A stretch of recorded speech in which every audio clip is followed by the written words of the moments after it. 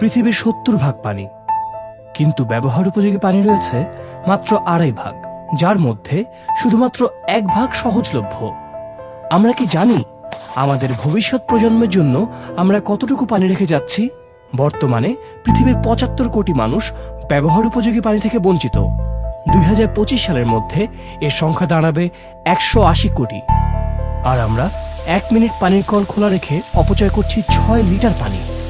দাঁত মাজতে 12 লিটার, গোসল করতে 90 লিটার পানি। শুধু আমাদের ঢাকা শহরেই গত 40 বছরে ভূগর্ভস্থ পানির স্তর নেমে গিয়েছে 55 মিটার, যার আগামী 40 বছরে আরও 100 মিটার নেমে যাওয়ার সম্ভাবনা রয়েছে।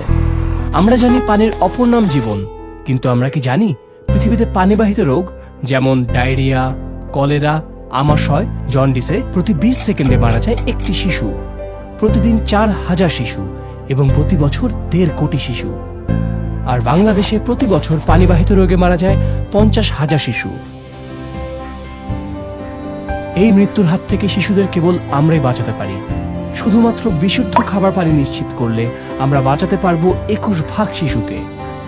স্বাস্থ্যসম্মত পায়খানা এবং মলত্যাগের পর পানি ব্যবহারের মাধ্যমে আমরা প্রতিরোধ করতে পারি 37 ভাগ শিশুর মৃত্যু।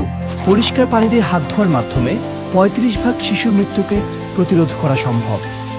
আমরা সবাই মিলে চাইলেই সম্ভব, অবশ্যই সম্ভব।